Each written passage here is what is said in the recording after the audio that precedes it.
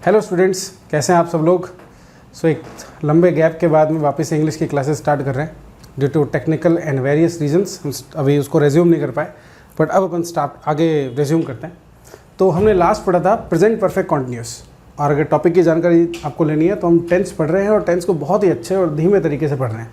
ऐसे पढ़ रहे हैं कि किसी भी स्टूडेंट को जिसका इंग्लिश का बैकग्राउंड रहा हो या ना रहा हो, किसकी इंग्लिश स्ट्रांग है या वीक है, हम किसी भी तरह के स्टूडेंट को इस तरीके से अगर पढ़ाएंगे तो फिर उसको ज़रूर समझ में आएगा। उस तरीके से बढ़ रहे हैं आगे हम। इस सीरीज़ में हम 5वें टेंस की तरफ आगे बढ़ रहे हैं जिसका नाम है पास्ट सिंपल टेंस। अब पास्ट टेंस के अंदर पहला टेंस होता है पास्ट सिंपल। अब इसको आप पास्ट सिंपल या पास्ट इंडेफिनिट कुछ भी कह सकते हैं।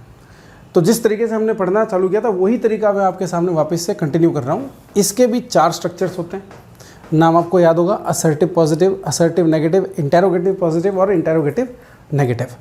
तो इनकी अपनी अपनी एक स्ट्रक्चर है, वही सब्जेक्ट वर्ब और ऑब्जेक्ट से बनी हुई स्ट्रक्चर है, subject plus V2 plus object. इससे आगे हम जो कर रहे थे वो ये था कि हम सेंटेंसेस बनाते थे स्ट्रक्चर को देख के। सेंटेंस कैसे बनाया जाता है, कोई भी एक सब्जेक्ट लिखना होगा, वो हम सब्जेक्ट लिख देते हैं। लेट्स से मैंने एक सब्जेक्ट लिखा रवि।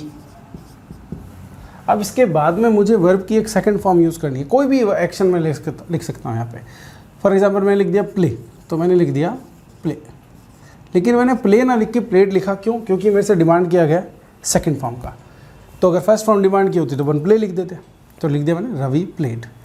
इसके आगे आप यहाँ पे क्रिकेट लिख सकते हो, फुटबॉल लिख सकते हो, रग्बी लिख सकते हो, जो आपको पसंद हो वो लिखो। ठीक है, तो ये देखो एक सेंटेंस तैयार हो गया। इतना ही इजीली अपन सेंटेंस को तैयार कर सकते हैं। हमें कुछ नहीं करना होता। एक सब्जेक्ट की जगह एक सब्जेक्ट, यानी कोई भी एक नाउन या प्रोनाउन, एक्शन जो होता है वो वर्ब की जगह पे लिखा जाता है, और जिस पर एक्शन होता है उसे ऑब्जेक्ट की जगह पे लिखते हैं अपन। तो रवि प्लेड क्रिकेट, कितना इजीली सेंटेंस तैयार हो गया। इससे आगे की स्किल जो हमने सीखी थी, जिसको हम अभी कंटिन्यू कर रहे हैं, वो ये थी कि इस स्ट्रक्चर से इस स्ट्रक्चर वाला सेंटेंस भी बनाया जा सकता है क्या? तो बिल्कुल बनाया जा सकता है। आपको करना क्या है, इस स्ट्रक्चर से बने हुए इस सेंटेंस में से सब्जेक्ट वर्ब और ऑब्जेक्ट को उठा के यहाँ यहाँ और यहाँ रख देना है, आपका सेंटेंस तैयार है। आओ बनाते हैं। सब्जेक्ट क्या लिया था हमने, रवि, तो लिख दिया रवि। आगे क्या लिखा है, डिड नॉट। क्या कोई चॉइस है? कोई चॉइस नहीं है, सिंपली लिखा हुआ कि डिड नॉट लिखना होगा। तो हम बाध्य हैं यहाँ पे डिड नॉट लिखने के, तो लिख दिया हमने डिड नॉट। सिंपल। इससे आगे लिखा हुआ है वर्ब की फर्स्ट फॉर्म। ध्यान देना, यहाँ लिखा है वर्ब की फर्स्ट फॉर्म। बहुत सारे स्टूडेंट यहाँ गलती ये कर देते हैं, उन्हें लगता है कि यहाँ सेकंड फॉर्म, तो यहाँ भी क्या आ जाएगा, सेकंड फॉर्म। आपको याद रखना है यहाँ फर्स्ट फॉर्म, इसलिए यहाँ पे क्या आएगा, प्ले लिखा जाएगा। ऑलराइट। उसके बाद में यहाँ पे वर्ब के बाद में किसकी डिमांड की गई है, ओ फॉर ऑब्जेक्ट की डिमांड की गई है। ऑब्जेक्ट क्या होगा, ये देखो क्रिकेट लिखा था अपन ने, तो यहाँ लिख दिया क्रिकेट। तो इस प्रकार हमने बना लिया हमारा एक और सेंटेंस। किससे? इस स्ट्रक्चर की मदद से। देखो इन सभी चीज़ों का एक दूसरे से संबंध है। ये असर्टिव पॉजिटिव स्ट्रक्चर है, ये असर्टिव पॉजिटिव सेंटेंस है, ये असर्टिव नेगेटिव स्ट्रक्चर है, और ये असर्टिव नेगेटिव सेंटेंस है। आप ये कह सकते हो कि ये इसका असर्टिव नेगेटिव है और ये इसका असर्टिव नेगेटिव है। फिर बढ़ते हैं अपन आगे। बारी आई इंटेरोगेटिव पॉजिटिव की। इंटेरोगेटिव पॉजिटिव स्ट्रक्चर्स वो होते हैं जिनमें क्वेश्चन पूछा जाता है। क्वेश्चन यानी कि क्वेश्चन क्या होता है जानते हो, यस और नो अपन जब क्वेश्चन पूछते हैं वो वाले। तो देखो सिमिलरली जैसे इसमें गया था, हम इस स्ट्रक्चर को फॉलो करते हुए सेंटेंस के अंदर चीज़ों को भरना चालू कर देंगे। डिड लिखा है, कोई और चॉइस तो है नहीं, तो डिड ही लिखना पड़ेगा, लिख दिया। फिर लिखा है सब्जेक्ट, सब्जेक्ट हमने किसको माना, रवि को, तो लिख दिया रवि। फिर क्या लिखा है, वर्ब की फर्स्ट फॉर्म, तो वर्ब की फर्स्ट फॉर्म लिख दी हमने प्ले। फिर क्या लिखा है यहाँ पे, ऑब्जेक्ट, और ऑब्जेक्ट लिख दिया गया क्रिकेट। और क्योंकि इस स्ट्रक्चर के एंड में लिखा हुआ है क्वेश्चन मार्क, तो हम भी लगाएंगे क्वेश्चन मार्क। सिमिलरली यहाँ देखते हैं, इससे बनाते हैं अपन। यहाँ डिड लिखा है, कोई चॉइस है नहीं है, तो फिर डिड लिखना पड़ेगा, लिख दिया डिड। फिर क्या दिया गया यहाँ पे, सब्जेक्ट। सब्जेक्ट क्या है, रवि। फिर क्या दिया गया यहाँ पे, नॉट, तो नॉट लिख देंगे। कोई चॉइस थोड़ी दी हुई है, जब चॉइस नहीं दी हुई है तो लिखना पड़ेगा। फिर वर्ब की फर्स्ट फॉर्म, तो लिख दी वर्ब की फर्स्ट फॉर्म प्ले। फिर ऑब्जेक्ट की डिमांड की गई है, तो फिर लिख दिया ऑब्जेक्ट। तो ये एक स्किल हम टेंस को पढ़ते हुए स्टार्ट से कंटिन्यू कर रहे हैं। क्या कि एक स्ट्रक्चर से एक सेंटेंस बना पाना। कैसे बनाते हैं, स्ट्रक्चर में दिया गया, स्ट्रक्चर में सब्जेक्ट की जगह पे हम एक सब्जेक्ट लिखें, वर्ब की जगह पे एक वर्ब लिखें, ऑब्जेक्ट की जगह पे एक ऑब्जेक्ट लिखें। सिमिलरली फिर इन स्ट्रक्चर्स को अंदर भी हमने यही काम किया। एक चीज़ हमने सीखी थी कि क्या हम इस स्ट्रक्चर से इन्हें बना सकते हैं, ये हमने सीखी थी, बिल्कुल बना सकते हैं। लेकिन मैंने आपको उस टाइम पे कहा था दो ऐसे टेंस है जिनके अंदर ऐसा नहीं हो पाता, वो है एक तो प्रेजेंट सिंपल, ठीक है, और एक है पास्ट सिंपल। इन दोनों में ना आप इस स्ट्रक्चर से ये नहीं बना सकते हो, बाकी में बना सकते हो, लेकिन इसमें भी एक रूल, उन तीन में से एक रूल फॉलो हो सकता है। कौन सा? कि इंटेरोगेटिव पॉजिटिव को इंटेरोगेटिव नेगेटिव बनाने के लिए सिर्फ सब्जेक्ट के बाद में नॉट लगाना होता है। देखो ध्यान से, इस स्ट्रक्चर में और इस स्ट्रक्चर में कोई फ़र्क थोड़ी है, बस एक नॉट ही तो आया है, और वो नॉट कहाँ लगाना होता है? सब्जेक्ट के बाद। याद करो मैंने आपको एक क्लास में बताया था कि इंटेरोगेटिव सेंटेंसेज में तो सब्जेक्ट के बाद नॉट लगता है और असर्टिव सेंटेंसेज में पहले हेल्पिंग वर्ब के बाद नॉट लगता है। ये गोल्डन रूल है। आप बिलीव नहीं करोगे, मैंने आज तक शायद ग्रामर की 15 से 20 किताबें पढ़ी हैं, लेकिन उनमें से एक भी बुक में ये रूल जो है ऐसे रिटर्न में नहीं लिखा हुआ है। बट हाँ, ये नोटिसेबल चीज़ है, आप नोटिस करोगे तो आपको मिल भी जाएगी।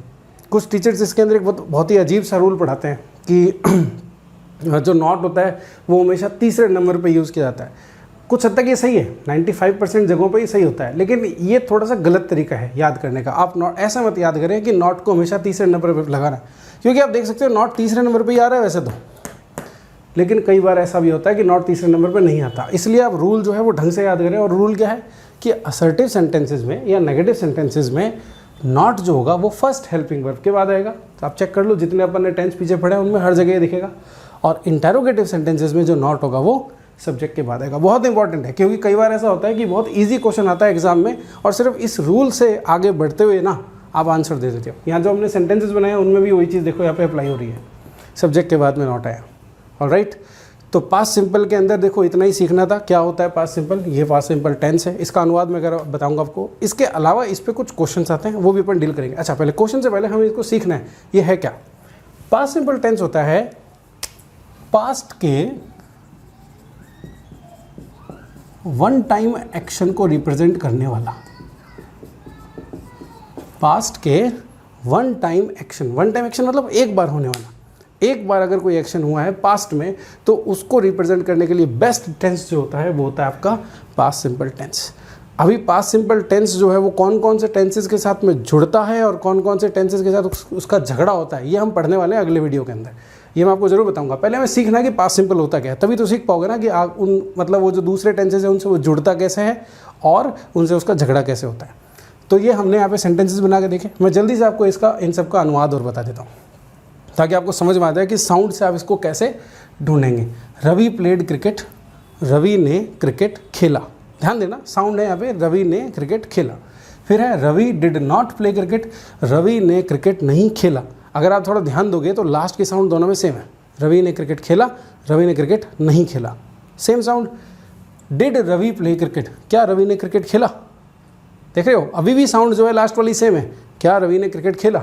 और did Ravi not play cricket, क्या रवि ने क्रिकेट नहीं खेला। तो ये देखो अभी तक ऐसा हो रहा है कि जो साउंड है वो चारों में सेम है।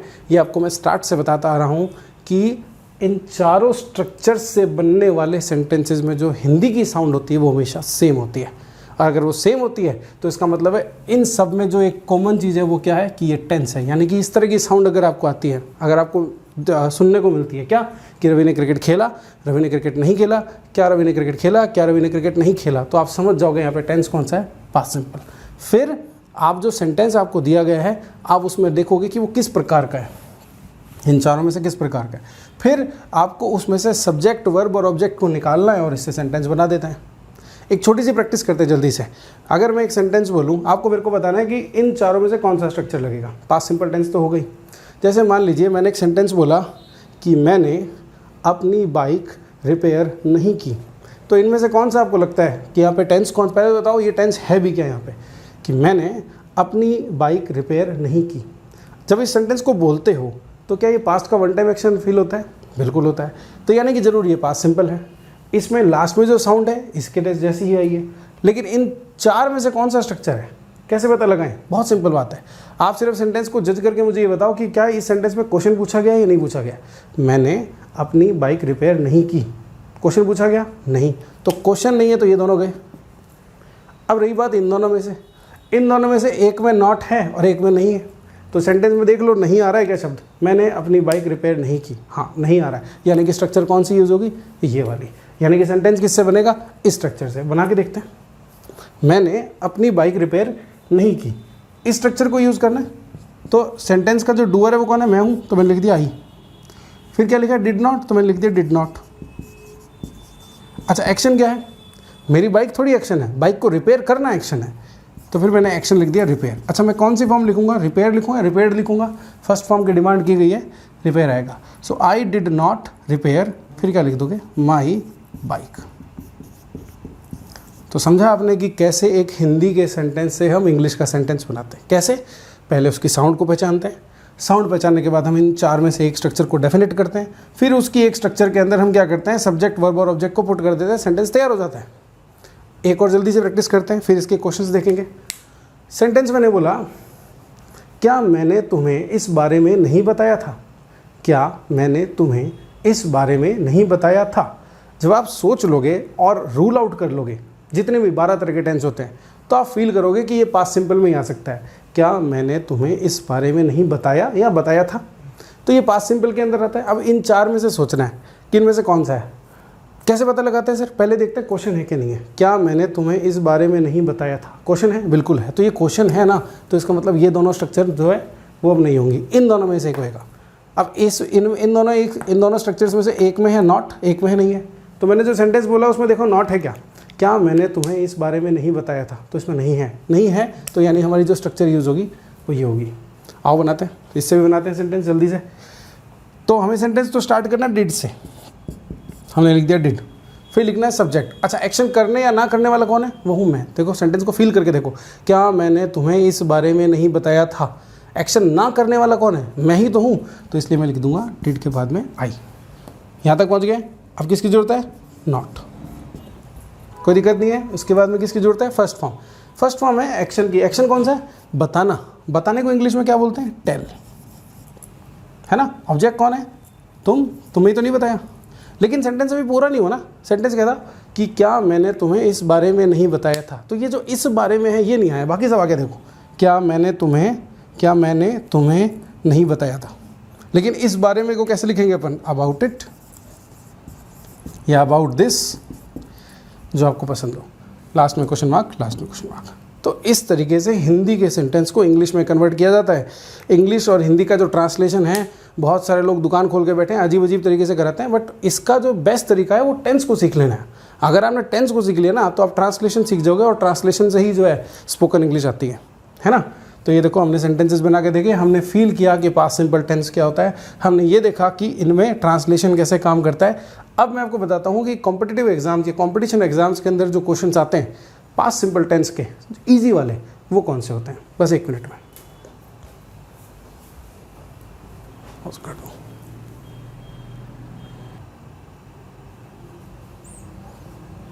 सो ये हैं कुछ questions based on past indefinite tense. Past indefinite tense में जो इजी क्वेश्चंस आते हैं वो किस प्रकार के आते हैं, वो हम यहाँ पे डील करेंगे। साथ ही साथ हम कुछ और चीज़ें भी सीखेंगे, जो है जिसे मैं कहता हूँ कि एक स्किल जो अपन को क्वेश्चंस को अटेम्प्ट करते टाइम होनी चाहिए। कौन सी स्किल होती है, क्या होता है, वो बस अभी अपन क्वेश्चन के अंदर ही देखो डिस्कस करेंगे। एक सेंटेंस यहाँ लिखा है, Amit did not made any mistake. ये सेंटेंस यहाँ पे लिखा हुआ है।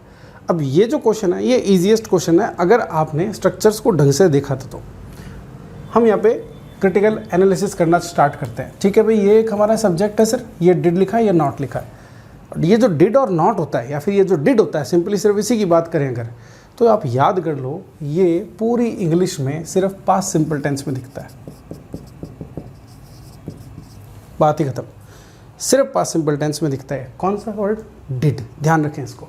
डिड के साथ में नॉट लिखा है और उसके बाद में लिखा हुआ है यहाँ पे मेड। यहाँ पे आपकी नज़र थोड़ी सी पैनी हो जानी चाहिए। मेड जो वर्ड होता है ये बनता है मेक से। मेक की फर्स्ट फॉर्म होती है ऑफ कोर्स मेक, और इसकी सेकंड और थर्ड फॉर्म होती है मेड। तो यहाँ पे कंक्लूजन ये आता है कि हमने यहाँ पे मेड अगर लिखा हुआ है तो ज़रूर इस जगह पे हमने या तो सेकंड या थर्ड फॉर्म को यूज़ किया हुआ है। बट मेरे दोस्तों, मैंने शुरुआती क्लासों में एक चीज़ पढ़ाई थी कि डू और डज कुछ ऐसे वर्ड होते हैं जिनके साथ में सिर्फ फर्स्ट फॉर्म आ सकती है, और उस टाइम पे मैंने कहा था इनका एक चचेरा भाई और होता है, और वो होता है डिड। इसके साथ भी हमेशा कौन सी, सिर्फ फर्स्ट फॉर्म ही आ सकती है। गोल्डन रूल है, इसको अच्छे से याद कर लेना, it's a very very important rule. तो इसलिए ध्यान रखें कि डू, डज और डिड जिस स्ट्रक्चर के पार्ट हैं उस स्ट्रक्चर में वर्ब की जगह पे सिर्फ फर्स्ट फॉर्म आ सकती है। That is the most important rule. ये बहुत ईजी रूल है, ज़्यादातर स्टूडेंट्स इसको याद कर लेते हैं और गलती नहीं करते। वैसे मैं नहीं कहूँगा कि आप इस तरह का कोई रूल याद करो, ये शॉर्ट ट्रिक वगैरह याद करो। मैं तो कहूँगा आप सिर्फ स्ट्रक्चर को देखो। पीछे अभी मैंने थोड़ी देर पहले आपको स्ट्रक्चर पढ़ाई, उसमें आप देखोगे तो जहाँ जहाँ डिड मैंने लिखा हुआ है उन तीनों ही जगहों पे, उन तीनों ही स्ट्रक्चर्स में वर्ब की जगह पे फर्स्ट फॉर्म थी। तो आप ऐसा भी याद कर सकते हो कि डिड के साथ में फर्स्ट फॉर्म आती है। जब डिड के साथ में फर्स्ट फॉर्म आती है तो हमने यहाँ पे मेड क्यों लिख रखा है? यहाँ तो आएगा क्या? मेक। यहाँ आएगा मेक। इतना ईजी था। जब ये समझ गए हो तो एक बात बताओ, टोल्ड कौन सी फॉर्म होती है? डिड लिखा है यहाँ पे। टोल्ड कौन सी फॉर्म होती है? तो टोल्ड जो होता है वो टेल की सेकंड और थर्ड फॉर्म होती है, और फर्स्ट फॉर्म ऑफ कोर्स क्या होती है? टेल। तो इसमें भी जो है वो टोल्ड नहीं आएगा। क्यों? डिड आ गया ना। डिड आ गया तो फिर टोल्ड तो आ ही नहीं सकता, फिर क्या होगा? टेल आएगा। तो ये गलत है और ये सही है। तो यानी सर ऐसे बोला जाएगा, did you tell her about? Of course ऐसे ही होगा। हम कई बार ऐसा होता है कि इंग्लिश को जब हम बोल के देखते हैं हमें फील हो जाता है। आप खुद बोल के देखो, दो चीज़ें, डिड यू टेल और डिड यू टोल्ड। आप फील करोगे कि डिड यू टेल बिल्कुल सही है ना। उसी तरीके से Amit did not make any mistake या Amit did not made any mistake, बोलने में ही गलत लगेगा आपको। तो इसलिए यहाँ होगा मेक, यहाँ होगा टेल। अब कैसे हुआ बताया मैंने आपको, डिड के साथ फर्स्ट फॉर्म। ये तो इतना सिंपल है जिसको मतलब याद कर लेना कोई ज़्यादा बड़ी बात ही नहीं है।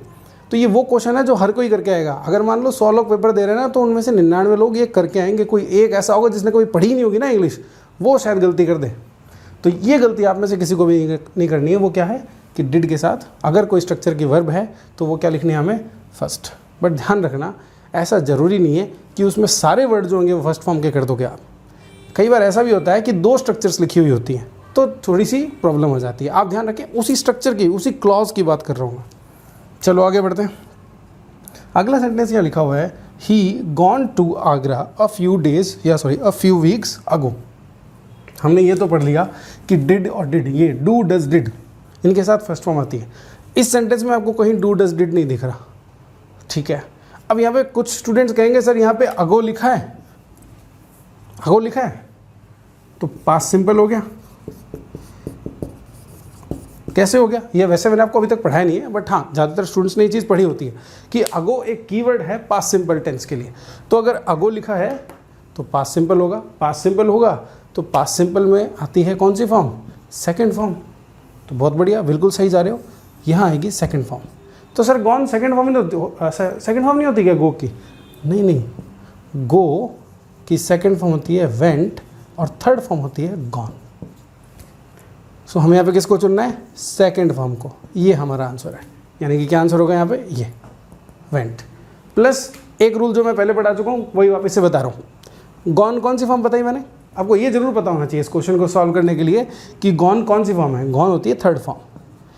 और एक रूल मैंने बता रखा है कि एक थर्ड फॉर्म जो होती है वो बिना किसी हेल्पिंग वर्ब के सेंटेंस की मेन वर्ब नहीं बन सकती। यानी अगर सेंटेंस की मेन वर्ब की जगह पे गॉन लिखा है तो उसके साथ एक हेल्पिंग वर्ब होना चाहिए। अच्छा ऐसा? बिल्कुल सर, मतलब अगर हम यहाँ हैज़ लगा दें तो ये सही हो जाएगा? बिल्कुल सही हो जाएगा। बस उस टाइम पे फिर आप ना ये अ फ्यू वीक्स अगो नहीं लिख पाओगे। तो अगर आप कहोगे कि अच्छा सर मतलब he has gone to Agra, इतना सेंटेंस हो तो ये सही है, बिल्कुल सही है, इसमें कोई गलती नहीं है। लेकिन क्योंकि ये अ फ्यू वीक्स अगो आ गया, इसलिए ये क्या कर रहा है? ये हमें कंपेल कर रहा है कि हमें आंसर वेंट को चुनना पड़ेगा।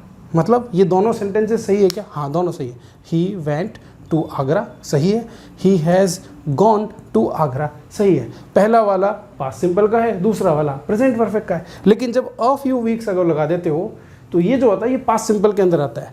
पास्ट सिंपल मतलब सेकंड फॉर्म, सेकंड फॉर्म मतलब वेंट हमारा आंसर है, ना कि हैज़ गॉन। आई बात समझ में? और हमारा जो गोल्डन रूल, वंस अगेन ये भी जो रूल है ये तो लिखा होता है बुक्स में, ये वाला जो रूल है ये भी बुक्स में नहीं लिखा होता कि वर्ब की थर्ड फॉर्म अगर सेंटेंस की मेन वर्ब है तो उससे पहले एक हेल्पिंग वर्ब, एक ना एक से ज़्यादा भी आ जाते हैं, एक ना एक हेल्पिंग वर्ब होना ही चाहिए। यहाँ देखो गॉन से पहले कोई हेल्पिंग वर्ब नहीं था, तो मतलब ये 100% गलत तो था ही। अब सही कैसे करना है उसके मैंने आपको 2 तरीके बताए। वेंट के साथ सही कर दो, गॉन को वेंट में बदल दो, या ही हैज़ गॉन कर दो। दोनों सही है, बट हाँ अ फ्यू वीक्स अगो नहीं होना चाहिए है सेंटेंस में, तो फिर अब एक ही आंसर हो गया वेंट। आई होप आपको ये अच्छे से समझ में आया होगा, नहीं आया हो तो इसको एक बार और पीछे करके देखना, आपको 100% समझ में आएगा। बढ़ते हैं 4th क्वेश्चन की तरफ, ये भी गोल्डन रूल है भाई, याद रखें। My sister wide new sandals yesterday, ये हमारा सेंटेंस है। ये वो क्वेश्चन है जिसमें ज़्यादातर लोग फंसते हैं, और जिसमें एक चीज़ अपन कहते हैं ना, इंग्लिश को थोड़ा सा कुछ लोग पढ़ लेते हैं और वो समझते हैं कि हाँ सब तो क्वेश्चन अपन यूँ बस ऐसे कर देंगे, थोड़ा सा पढ़ाओ। उस तरह के स्टूडेंट्स इसमें सबसे ज़्यादा फंसते हैं। वो देखते हैं ठीक है सर सब्जेक्ट आ गया, ठीक है सर यस्टरडे आ गया, यस्टरडे जो होता है वो भी पास्ट सिंपल यू के साथ में आता है, तो ये हमें चाहिए यहाँ पे कौन सी, सेकंड फॉर्म।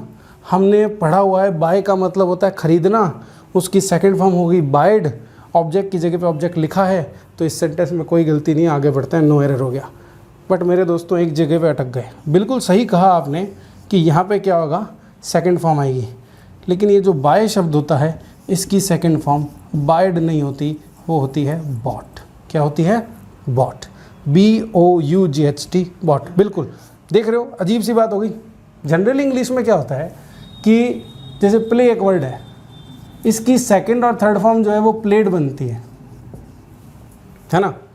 मेक एक वर्ड है, उसकी सेकंड और थर्ड फॉर्म क्या बनती है, मेड बनती है। हम इंग्लिश में सेकंड और थर्ड फॉर्म्स को DED लगाकर ही बनाते हैं, लेकिन कई बार ये चीज़ जो होती है ये एंटायरली डिफरेंट होती है, और इसी में वो आपके साथ में खेल जाते हैं। तो इसलिए जो कुछ ऐसी बेसिक वर्ब्स हैं उनकी फर्स्ट, सेकंड और थर्ड फॉर्म आपको याद करनी चाहिए।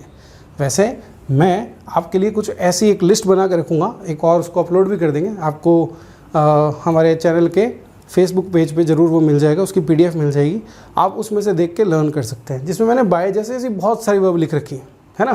कईयों को ये भी नहीं पता होता कि गो की थर्ड फॉर्म क्या होती है, सॉरी गो की सेकंड फॉर्म क्या होती है, वो कौन समझते हैं। तो अब कोई दिक्कत नहीं है, वो जो एक PDF आपके सामने रखी जाएगी उसको अच्छे से याद करना, उसमें समझ लेना कौन से वर्ड की सेकंड फॉर्म और थर्ड फॉर्म क्या है। जब याद कर लोगे तो इस तरह का क्वेश्चन कभी भी गलत नहीं करोगे। चलो आगे बढ़ते हैं। Last question, Anurag hidden my bag, ये उसी तरह का एक क्वेश्चन है। किस तरह का, देखो मैंने यहाँ पे अनुराग के बाद हिडन लिख दिया। अब जो मेरे स्टूडेंट ऐसे हैं जिन्होंने क्या है कि हाइड शब्द को अच्छे से पढ़ा हुआ है, चलो मैं थोड़ी जगह बना लेता हूँ, 1 मिनट।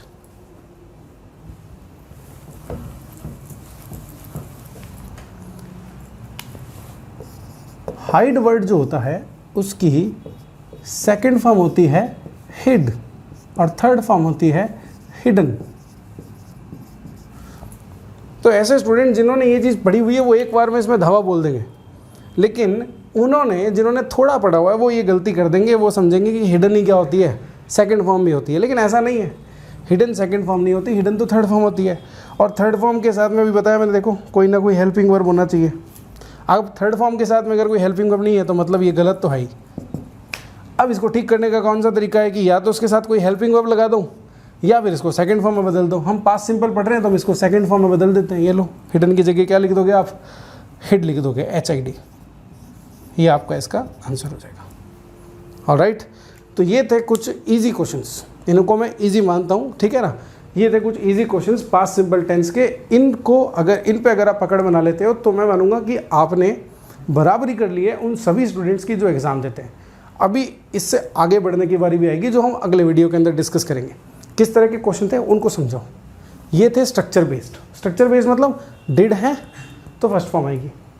ये वाला क्वेश्चन किस तरीके का था कि हमको पता होना चाहिए कि कौन सी वर्ब की कौन सी फॉर्म कौन सी होती है, यानी कि गो की फर्स्ट गो, सेकंड वेंट और थर्ड गॉन, ये पता होना चाहिए। फिर वो वाला क्वेश्चन किस तरह का क्वेश्चन जिसमें वर्ब की जो सेकंड और थर्ड फॉर्म लिखी जा रही है वो क्वेश्चन में अजीब सी दे देती है। इनफैक्ट मैं आपको एक चीज़ बताऊं, डिक्शनरी में सर्च करोगे BUYED, डिक्शनरी कहेगी आपका दिमाग खराब हो गया। मतलब बायड नाम का कोई वर्ड ही नहीं होता इंग्लिश में, there is no such word, और ऐसे वर्ड्स वो लिख के दे देते हैं। तो आपको याद रखना है कि वर्ड्स की फर्स्ट सेकेंड और थर्ड फॉर्म कौन सी होती है। सिंपल, सारे वर्ड्स की नहीं, कुछ जो सिंपल वर्ड्स होते हैं तो उनकी हमें फॉर्म्स पता होनी चाहिए। फिर आया आपका वापस से इसी टाइप का क्वेश्चन कि हमने क्या कर दिया, सेकंड फॉर्म की जगह थर्ड फॉर्म लिख दी। ये एक कन्फ्यूजन जो है ना ये बहुत ज़्यादा आता है उस तरह के क्वेश्चंस में या उस तरह की वर्ब्स के साथ जिनकी फर्स्ट सेकंड और थर्ड फॉर्म अलग अलग होती है। कुछ वर्ड्स की जो फर्स्ट सेकंड और थर्ड फॉर्म होती है वो सेम होती है, सॉरी सेकंड और थर्ड फॉर्म जिनकी सेम होती है ना, जैसे देखो मेक लिखा है यहाँ पे, मेक की सेकंड और थर्ड फॉर्म दोनों क्या होती है, मेड होती है। तो इसमें कोई प्रॉब्लम नहीं है। यहाँ आप मेड लिखोगे तो उसमें कोई गलती नहीं होगी। लेकिन जिनकी सेकंड और थर्ड अलग होती है उनमें ये वाला क्वेश्चन आता है, तो आपको वहाँ पे ध्यान रखना है। तो हमने देखा यहाँ पे 3 तरह के क्वेश्चंस थे, इन तीनों तरह के क्वेश्चंस को मास्टर करना है। सही अप्रोच के साथ आगे बढ़ोगे तो कोई गलती नहीं होगी। इसमें एक कमी रह गई अभी, और वो है कुछ वर्ब्स की फर्स्ट, सेकंड और थर्ड फॉर्म याद रखना। वो पीडीएफ आपकी जल्द ही अपलोड हो जाएगी आपके फेसबुक पे, या फिर किसी भी तरीके से आपको बता दिया जाएगा, और उस पीडीएफ को पढ़ लेने के बाद में आप इस तरह के क्वेश्चंस में कोई गलती नहीं करोगे। तो ये थे easy questions past simple tense के, इसको समझा। अब आगे बढ़ते हैं, अगले वीडियो के अंदर हम मिलेंगे और समझेंगे कि कैसे पास्ट सिंपल टेंस कुछ लोगों से, कुछ दूसरे टेंसेस से जुड़ता है और कैसे कुछ से भिड़ता है। मिलता है अगली क्लास में। Thank you so much.